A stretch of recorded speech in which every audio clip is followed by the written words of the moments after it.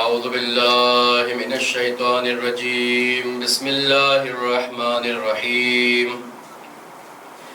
الحمد للہ رب العالمین اللہم صلی علی محمد وآل محمد اللہم صلی علی محمد وآل محمد اللہم صلی علی محمد وآل محمد بسم اللہ الرحمن الرحیم الحمد للہ رب العالمین والصلاة والسلام علی رسول الثقلین محبوب رب المشرقین ورب المغربین جد الحسن والحسین ابی القاسم مصطفی المحمد اللہم صلی علی محمد وآل محمد. اما بعد فقد قال الامام الحسین علیہ السلام یا بنی کیف الموت عندک قال احلا من الاسل. صلوات پڑھ دے محمد وآل محمد پر. اللہم صلی علی محمد وآل محمد. عزیزان گرامی، محبان اہل بیت علیہ السلام، سب سے پہلے آپ سب کو اور خاص کر امام زمانہ اجل اللہ تعالی فرجہ الشریف کو اللہم صلی علی محمد وآل محمد. آپ کی خدمت میں اور امام کی خدمت میں جناب قاسم علیہ السلام کی ولادت کی مبارکباد پیش کرتا ہوں. عزیزان گرامی، میں نے تاریخ کے جس جملے کو اپنا سرنامہ سخن قرار دیا ہے،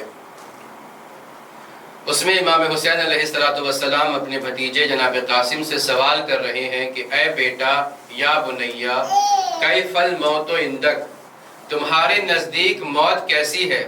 جناب قاسم نے کیا جواب دیا؟ الموت عندی احلی من العسل، موت میرے نزدیک شہد سے زیادہ شیرین ہے.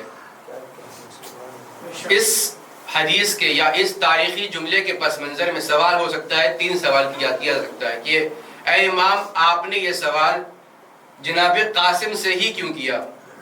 یہ سوال کب ہوا اور یہ سوال کہاں ہوا؟ عزیزان گرامی، کربلا اس تاریخ کا نام ہے کہ جہاں پر امام حسین علیہ السلام نے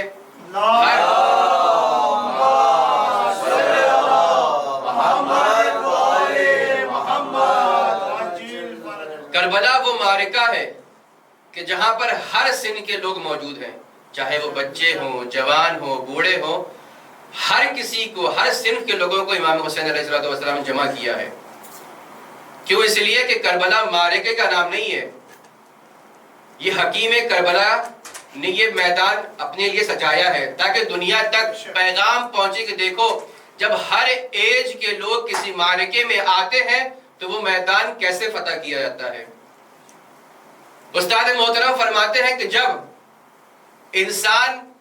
انسانی زندگی کو 6 مرحلوں میں تقسیم کیا جاتا ہے، 6 مرحلے ایسے ہیں کہ جہاں پر انسانی زندگی کو تقسیم کیا جا سکتا ہے. پہلا مرحلہ کیا ہے؟ پہلا مرحلہ یہ ہے کہ انسان بچہ ہے، اس دنیا میں آیا ہے. دیکھیں، 2 چیز ہے. ایک چیز کا نام فطرت ہے، یعنی انسان کی فطرت میں کیا پایا جاتا ہے، یعنی وہ چیز ہر انسان میں کامن ہوگی، لیکن کربلا میں آنے والوں میں وہ چیز نہیں پائی جائے گی، یعنی وہ اتنے اعلیٰ درجے پر فائز ہوں گے کہ وہ کمال اس سے کہیں زیادہ ان کے اندر موجود ہوگا. تو بچے کے اندر کیا فطرت ہوتی ہے؟ جب بچہ اس دنیا میں آتا ہے تو وہ اپنی قوت سماعت کے ذریعے سے اپنی ماں کی آواز کو پہچانتا ہے، اپنے قوت شامہ کے ذریعے سے اپنی ماں کی خوشبو کو محسوس کرتا ہے، اور اپنی دیکھنے کی قوت سے وہ پہچان لیتا ہے کہ میری ماں کون ہے. ابھی وہ اس دنیا میں آیا ہے لیکن وہ اچھے طریقے سے پہچانتا ہے کہ میری ماں کون ہے. اچھا، آپ اس کے ماں جیسے اور 2-3 لوگوں کو وہی کپڑا پہنا دیجئے، وہی گیٹ اپ دے دیجئے، وہی میک اپ کروا دیجئے، اور پھر اس بچے کو چھوڑ دیجئے، اشارہ کیجئے کہ یہ بتاؤ کہ ان عورتوں میں سے تمہاری ماں کون ہے. تو وہ بچہ اپنی قوت شامہ کے ذریعے سے، دیکھنے کی قوت سے اور محسوس کرنے کی قوت سے یہ پہچان لیتا ہے کہ میری ماں کون ہے. ابھی یہ بچہ اس دنیا میں آیا ہے، یہ کیسے پہچان رہا ہے ان عورتوں میں جو سملر ہیں، ایک جیسی ان کا پہناوا ہے؟ کہا ان کے بچے کے اندر فطرت ہے، یعنی بچہ فطرتاً اپنی ماں کو پہچاننے لگتا ہے، اس کی خوشبو کے ذریعے سے اس کی تصویر اس کے آنکھوں میں بس جاتی ہے۔ عزیزان گرامی، یہ تو عام بچوں کی بات ہوئی۔ آج کل بہت سے ایسے ٹی وی میں بھی بہت سے ایسے پروگرامز آتے ہیں جہاں پر یہ ایسے مسابقے کیے جاتے ہیں کہ جہاں پر بچے کو چھوڑ دیا جاتا ہے، 5 سے 10 عورتیں اس کی ماں جیسے میک اپ کیے ہوئے، گیٹ اپ کیے ہوئے موجود ہوتی ہیں، اور بچہ بڑی آسانی سے اپنی ماں کو پہچان لیتا ہے۔ یہ کیسے ہوا؟ یعنی وہ بچے کی فطرت میں یہ چیز موجود ہے کہ وہ اپنے ماں کو پہچان لیتا ہے۔ یہ عام بچوں کی بات ہے جو ہمک کر اپنی ماں کی آغوش میں چلا جاتا ہے۔ لیکن کربلا کے میدان میں اور کربلا کے لیے آنے والوں میں ہم نے ایک ایسے بچے کو بھی دیکھا کہ جو ہمک کے ماں کی آغوش میں نہیں جا رہا ہے، ہمک کے جا رہا ہے تو اپنے بہن کی آغوش میں جا رہا ہے۔ مدینے سے یہ قافلہ جا رہا ہے، لیکن یہ بچہ ہے جو ہمک کی اپنی بہن کی آغوش میں آ گیا ہے۔ سب نے آ کر اسے لینے کی کوشش کی، ماں آگے بڑھی، ماں کی آغوش میں نہیں آتا ہے، بہن آگے بڑھی، بہن کی آغوش میں نہیں آتا ہے، پھوپھیاں آگے بڑھی، پھوپھیوں کی آغوش میں نہیں آتا ہے، چچا آگے بڑھے، چچا کی آغوش میں نہیں آتا ہے۔ بھائی فطرت کا تقاضا یہ ہے کہ بچہ اپنی بہن کی آغوش کو چھوڑ کر اپنی ماں کی آغوش میں آیا تھا، لیکن یہ نہیں۔ جناب علی اصغر علیہ السلام عجب نہیں فرمائے کہ یہاں پر میں تنہائی کا مددگار بننا چاہتا ہوں۔ ہو سکتا ہے جناب علی اصغر یہ کہیں کہ یہ جناب صغرا اکیلے پڑ جائیں گی، اس لیے میں ان کی تنہائی کا مددگار رہوں گا۔ لیکن ہوا کیا؟ کچھ دیر بعد یہی بچہ جب باپ نے آ کے کان میں کچھ کہا تو بچہ ہمک کر اپنے باپ کے آغوش میں آ گیا۔ یعنی وہ بچہ کہ جو اگر ہمیشہ ماں باپ ساتھ میں ہو، چھوٹا بچہ ہے، اس کا تقاضا یہ ہے کیونکہ وہ ابھی شیر پی رہا ہے، دودھ پی رہا ہے، تو اپنی ماں سے زیادہ لگاؤ رکھتا ہے، ہمک کر ماں کی آغوش میں آتا ہے۔ لیکن جناب علی اصغر کس کی آغوش میں آ رہے ہیں؟ بہن کی آغوش سے باپ کی آغوش میں آ رہے ہیں۔ کب آ رہے ہیں؟ جب امام نے جناب علی اصغر کے کانوں میں کچھ کہا ہے۔ میں کہوں گا اے جناب علی اصغر، آپ ہمک کر اپنے باپ کی آغوش میں کیوں آ رہے ہیں؟ ماں کی آغوش میں کیوں نہیں آ رہے ہیں؟ عجب نہیں جناب علی اصغر علیہ السلام جواب یہ دیں کہ تاریخ یہ کہتی کہ بچوں کی فطرت یہ ہے کہ بچے ہمک کے ماں کی آغوش میں جاتے ہیں، تو علی اصغر مجبور تھے کہ وہ کربلا اپنی ماں کے ساتھ آتے۔ میں نے اپنے انتخاب کا اعلان کیا ہے کہ دیکھو میں ہمک کر ماں کی آغوش میں نہیں آ رہا ہوں۔ جب میرے بابا نے یہ اعلان کر دیا کہ شہداء کی فہرست میں میرا نام بھی موجود ہے تو میں ہمک کر اپنے باپ کی آغوش میں آ گیا۔ صلوات پڑھ دیں محمد و آل محمد پر۔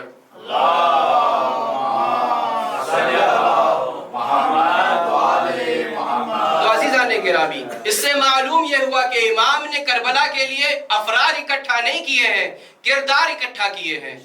عزیزوں، افراد اکٹھا کرنا، بھیڑ اکٹھا کرنا اور ہے، کردار اکٹھا کرنا اور ہے۔ وہ اور لوگ تھے، وہ افراد اور تھے جو رسول خدا علیہ السلام کے ساتھ موجود تھے، جنگ چھوڑ کر بھاگ گئے، لیکن جو کردار والے تھے وہ جنگ پر ڈٹے رہے۔ صلوات پڑھ دیں محمد و آل محمد پر۔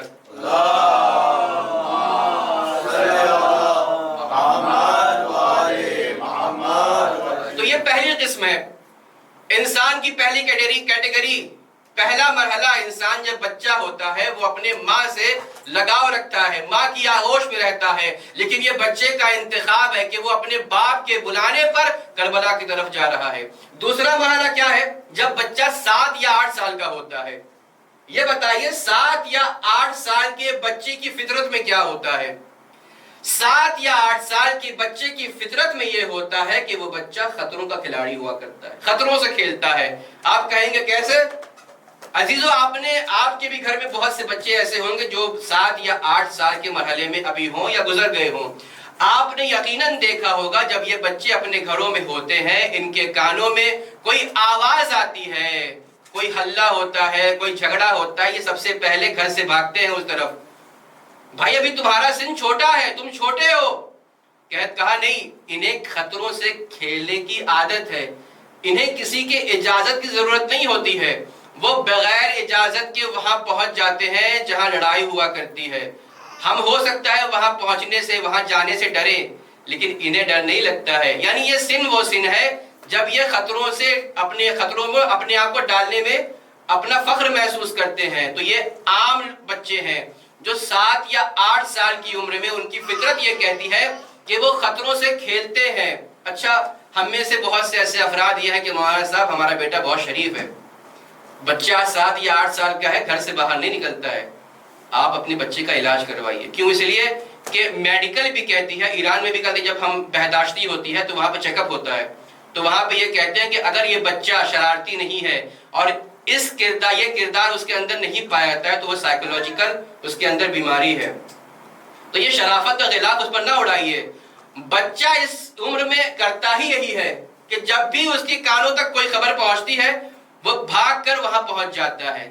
یہ عام بچوں کی بات ہے جو 7 یا 8 سال کے بچے بغیر اجازت کے کہیں بھی پہنچ جاتے ہیں. لیکن کربلا کی تربیت دیکھیے کہ بچوں کے کانوں میں جنگ کا ڈنکا پیٹا جا چکا ہے، تلواریں کھنکھنا رہی ہیں، تلواروں کی آواز کانوں تک آ رہی ہے، لیکن جناب زینب کی تربیت کا اثر ہے کہ 7 یا 8 سال کے بچے ہیں، جناب اون محمد ہے، جب تک ماموں کی اجازت نہیں مل گئی ہے میدان کا رخ نہیں کیا ہے. صلوات پڑھ دے محمد و آل محمد پر. اللہم صلی علی محمد و آل محمد. تو یہ دوسرا مرحلہ ہے انسان کی زندگی کا. تیسرا مرحلہ کیا ہے؟ جب بچہ 13 سال کا ہوتا ہے، 13 سال سے لے کر 17 سال کا بچہ، اس کے اندر کیا ہوتا ہے، اس کی فطرت میں کیا پایا جاتا ہے؟ 13 سال سے 17 سال کا بچہ اپنی ذات سے محبت کرتا ہے، اپنے آپ سے محبت کرتا ہے. آپ نے بھی دیکھا ہوگا اپنے ماحول میں، اپنے گھر میں، جو بچے 13 سال سے 17 سال کے بیچ میں ہوتے ہیں وہ اپنے آپ کو ایسے رکھتے ہیں ہمیشہ میک اپ میں ہوں گے. ہمیشہ وہ بچے آپ کو آئینے کے سامنے دکھیں گے، کبھی کنگھی کر رہے ہیں، کبھی پاؤڈر لگا رہے ہیں، کبھی کریم لگا رہے ہیں. ہو سکتا ہے کہ آپ کا کریم لے کر وہ لگا رہے ہوں. یعنی یہ بچے اپنی ذات سے محبت کرتے ہیں، اپنے آپ سے محبت کرتے ہیں. اور یہی پہ انشاءاللہ ہمیں بحث کرنا ہے. اس کو بعد میں بیان کروں گا کہ یہ 13 سال سے 17 سال کے بچے کیسے ہوتے ہیں. یعنی اپنے ذات سے محبت کر رہے ہیں، اپنے آپ سے محبت کر رہے ہیں. چوتھا مرحلہ کیا ہے انسان کی زندگی کا؟ 18 سے 25 سال کی جو عمر ہوتی ہے. 18 سال سے 25 سال کی عمر میں انسان اب اپنے سے محبت نہیں کرتا ہے. یہاں پر انسان دوسروں سے محبت کرتا ہے. محبت بھی 2 طریقے کی ہوا کرتی ہے، یا کسی فنون سے محبت ہوتی ہے یا گلیوں میں محبت ہوا کرتی ہے. جن کی تربیت اچھی ہوتی ہے وہ فنون سے محبت کرتے ہیں، جن کی تربیت اچھی نہیں ہوتی ہے وہ گلیوں میں محبت کرتے ہیں. تو عزیزان گرامی، یہ وہ سن ہے جہاں پر انسان دوسروں سے محبت کرتا ہے، اپنی ذات سے محبت نہیں کرتا. عزیزان گرامی، جو اچھی تربیت کا ہوتا ہے وہ فنون سے محبت کرتا ہے. یہی وجہ ہے کہ 18 سالہ جناب علی اکبر علیہ السلام کو فنون جنگ سے محبت ہے. کیوں؟ اس لیے کہ یہ جنگ ہے جو انشاءاللہ اسلام کو کربلا میں سرخرو کرے گا. تو عزیزان گرامی، یہ تربیت ہے امام حسین علیہ السلام کی، یہ کردار ہے جناب علی اکبر نظر آ رہا ہے. صلوات پڑھ دے محمد و آل محمد پر.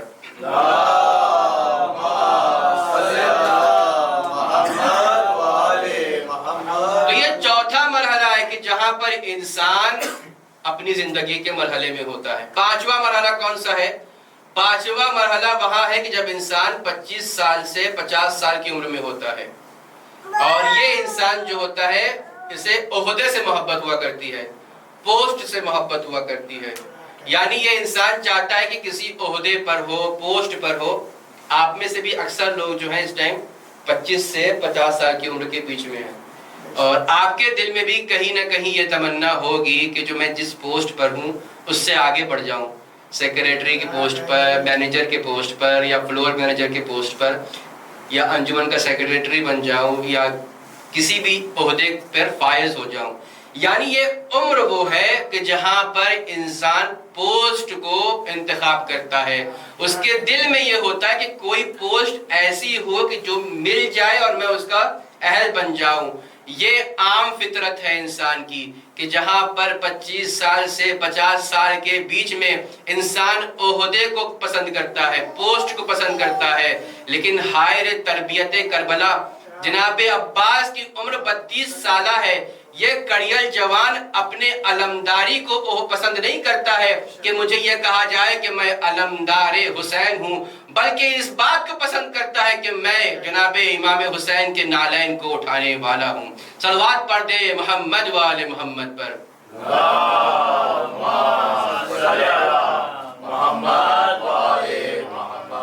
تو عزیزان گرامی، کربلا نے تربیت بتایا ہے کہ انسان کی تربیت ہوتی ہے تو جس مرحلے سے انسان گزرتا ہے وہاں کیسا ہونا چاہیے۔ 32 سالہ جناب عباس علیہ السلام عہدے کے بجائے، پوسٹ کے بجائے کس کو پسند کر رہے ہیں؟ امام حسین علیہ السلام کے خادم ہونے کو پسند کر رہے ہیں۔ آخری مرحلہ انسان کی زندگی میں وہ آتا ہے جب انسان 50 سال کی عمر سے گزر جاتا ہے۔ 50 سال کی عمر سے گزر جانے والا انسان، اس کے اندر کی کیا فطرت ہوتی ہے؟ ایسا انسان سپورٹ چاہتا ہے۔ یہ انسان چاہتا ہے کہ اب کوئی انسان میرا سپورٹ کرے۔ میں ایسے افراد کی بات نہیں کر رہا ہوں جن کی کھان پان اچھی ہو، جیسے سلیم بھائی ہمارے، ابھی ان کو سپورٹ کی ضرورت نہیں ہے۔ تو ایسے انسان سپورٹ کی تلاش کرتے ہیں کہ ہمیں کوئی نہ کوئی سپورٹ کرے۔ ایسا انسان تلاش کرتا ہے کہ جب میں سیڑھیاں چڑھوں تو کوئی میرا ہاتھ پکڑ کر میری مدد کرے، سیڑھیوں پر چڑھائے۔ ایسا انسان کوشش کرتا ہے کہ جب میں روڈ پار کروں، سڑک پار کروں، کوئی میری ہیلپ کرے۔ اور جب یہ آپ اس کی ہیلپ کرتے ہیں، ان کی ہیلپ کرتے ہیں، تو آپ ہیلپ کر کے گزر جاتے ہیں، لیکن ان کی دعائیں آپ کے گھر تک جاتی ہیں۔ تو یہ وہ افراد ہیں، 50 سال سے زیادہ افراد وہ ہیں کہ جو سپورٹ کے محتاج ہوا کرتے ہیں، انہیں سپورٹ چاہیے۔ لیکن آپ نے تاریخ میں دیکھا جب شب عاشور آئی اور امام حسین نے کیا کیا؟ امام کی بھی تو عمر 57 سال کی ہے، 57 ایئر کے امام ہیں۔ امام دیکھ رہے تھے کہ تاریخ میں کوئی یہ نہ لکھ دے کہ امام حسین نے اپنے اصحاب کو سپورٹ کے لیے اکٹھا کیا ہے۔ تو امام حسین نے کیا کیا؟ چراغوں کو گل کر دیا، اور گل کرنے کے بعد کیا کہا کہ تم میں سے جو بھی جانا چاہے چلا جائے، میں اسے جنت کی ضمانت دے رہا ہوں۔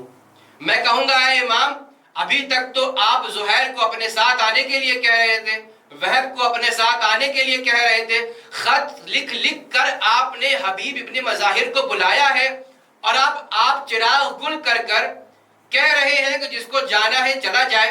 عجب نہیں امام جواب دیں کہ میں دیکھ رہا ہوں تاریخ کے اوراق میں کوئی یہ نہ لکھ دے کہ 50 سالہ بوڑھا، 57 سال بوڑھا ضعیف سپورٹ کا محتاج تھا۔ میں تاریخ کو بتانا چاہتا ہوں، سائیکولوجیکل کتاب پر لکھنے والی کتابوں کو لکھنے والا کو بتاتا چاہتا ہوں، نفسیات کی کتاب کو بتانا چاہتا ہوں کہ دیکھو وہ اور ہوں گے کہ جو 57 سال کی عمر میں کسی سپورٹ کے محتاج ہوں، میں اکیلا کربلا کے لیے کافی ہوں۔ صلوات پڑھ دے محمد و آل محمد پر۔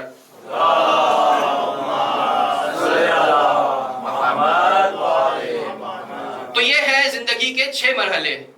پہلے مرحلے میں بچے کو اپنی ماں سے محبت ہوا کرتی ہے، بچہ اپنی ماں کی آغوش میں ہمک کر آ جاتا ہے۔ دوسرے مرحلے میں بچہ اتنا آزاد ہوا کرتا ہے کہ وہ بغیر اجازت کے گھر سے باہر نکل جاتا ہے۔ تیسرے مرحلے میں جب بچہ 13 سال کا ہوا کرتا ہے تو وہ اپنی ذات سے محبت کرتا ہے۔ اب آپ کو سمجھ میں آیا کہ امام حسین علیہ السلام نے اور محمد سے سوال کیوں نہیں کیا، جناب عباس سے سوال کیوں نہیں کیا، علی اکبر سے سوال کیوں نہیں کیا، حبیب ابن مظاہر سے سوال کیوں نہیں کیا؟ کیوں؟ اس لیے کہ یہ زندگی کے مرحلے اور تھے، لیکن 13 سال کی عمر میں چونکہ بچہ اپنی ذات سے محبت کرتا ہے، زندگی سے محبت کرتا ہے، لیکن امام نے موت کے بارے میں سوال کر کے بتلایا، یا بنیا کیفا عندکل موت، تمہارے نزدیک موت کیسی ہے؟ جناب قاسم نے موت کا مزہ چکھایا کہ موت میرے نزدیک شہد سے زیادہ شیرین ہے۔ صلوات پڑھ دے محمد و آل محمد پر۔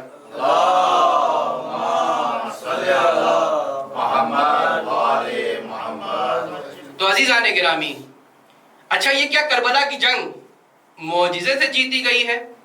نہیں، امام حسین نے کربلا کی جنگ کو اپنی تربیت سے جیتا ہے۔ یہ سوال، اچھا میں نے پہلے کہا تھا نا کہ یہ سوال کب ہو رہا ہے؟ امام نے کیا یہ سوال مدینے میں کیا جب وہاں سے چل رہے ہیں؟ نہیں۔ مکے میں سوال کیا جب وہاں سے نکل رہے ہیں، گزر رہے ہیں؟ نہیں۔ جب راستے میں حر نے لجام فرس پر ہاتھ ڈالا امام نے سوال کیا؟ نہیں۔ جب کربلا پہنچ گئے پانی پر پابندی ہو گئی امام نے سوال کیا؟ نہیں۔ جب میدان سج گیا بہت سے لوگ شہید ہو گئے، یہاں تک کہ سارے اصحاب شہید ہو گئے، امام نے سوال کیا؟ نہیں۔ اب جب بنی ہاشم کی باری آئی ہے اب امام سوال کر رہے ہیں، اے قاسم تمہارے نزدیک موت کیسی ہے؟ کیوں؟ اس لیے کہ امام جانتے ہیں کہ اب تک قاسم نے جنگ کو اپنی آنکھوں سے دیکھا نہیں ہے۔ ہو سکتا ہے کہ لوگ یہ کہیں کہ قاسم نے موت کو دیکھا نہیں تھا اس لیے موت کا مزہ بتا رہے تھے۔ امام بتلانا چاہتے ہیں کہ دیکھو اندیکھی چیزوں پر کوئی بات کہہ دینا اور ہے، سامنے جو چیز موجود ہے اس پر کوئی بات کہنا اور ہے۔ آج کل ہمارے بچے بھی جب آگ کا ماتم ہوا کرتا ہے، صبح سے جب وہ تیار کیا جاتا ہے خندق کو، تو بچے شروع سے صبح سے کہتے ہیں ہاں میں آگ کا ماتم کروں گا، میں آگ کا ماتم کروں گا۔ دوپہر ہوئی، ہاں میں آگ کا ماتم کروں گا۔ کسی امو نے پوچھا بیٹا ماتم کرو گے؟ کہا ہاں میں آگ کا ماتم کروں گا۔ لیکن جب رات کو یہی خندق تیار ہو جاتی ہے، یہ شعلے بھڑکنے لگتے ہیں، تو بہت سے بچے ایسے ہوتے ہیں کہ ان شعلوں کو، ان آگ کو دیکھ کر اب پیچھے ہٹ جاتے ہیں۔ بھائی کیا ہوا بھائی، تم صبح سے تیار تھے؟ کہا نہیں میں نے ان شعلوں کو نہیں دیکھا تھا۔ لیکن جناب قاسم جنگ کے میدان میں رہ کر بتلا رہے ہیں کہ موت کی قیمت کیا ہے۔ عزیزان گرامی، تو پہلا مقصد کیا ہوا؟ امام نے کس لیے سوال کیا جناب قاسم سے؟ اس لیے سوال کیا کہ جناب قاسم زندگی کے اس مرحلے میں ہے کہ جہاں پر انسان اپنی ذات سے محبت کرتا ہے، اور جب انسان اپنی ذات سے محبت کرتا ہے تو زندگی کو محبوب رکھتا ہے، زندگی سے محبت ہوا کرتی ہے، موت سے بھاگتا ہے۔ لیکن جناب قاسم نے کیا جواب دیا کہ مجھے شہد سے زیادہ شیرین یہ موت ہے۔ عزیزان گرامی، دوسری وجہ جو تاریخ نے لکھی ہے کہ جناب قاسم سے ہی سوال کیوں کیا گیا، وہ اس لیے کہ جناب قاسم کس کے بیٹے ہیں؟ ہمارے اور آپ کے دوسرے امام حسن علیہ السلام کی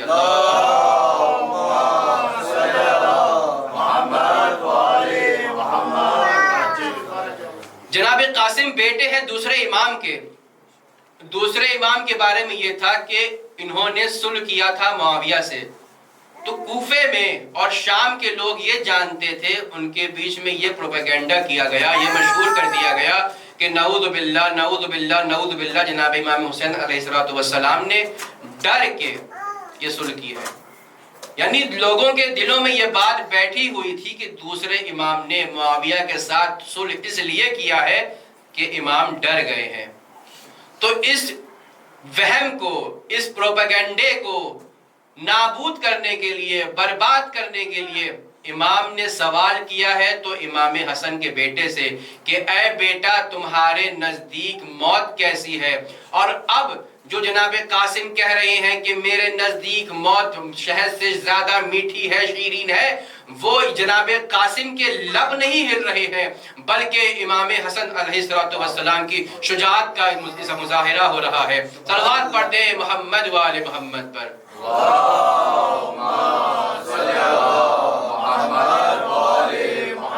تو یہی وجہ ہے امام حسن علیہ السلام کی شجاعت کا مظاہرہ کہاں ہو رہا ہے؟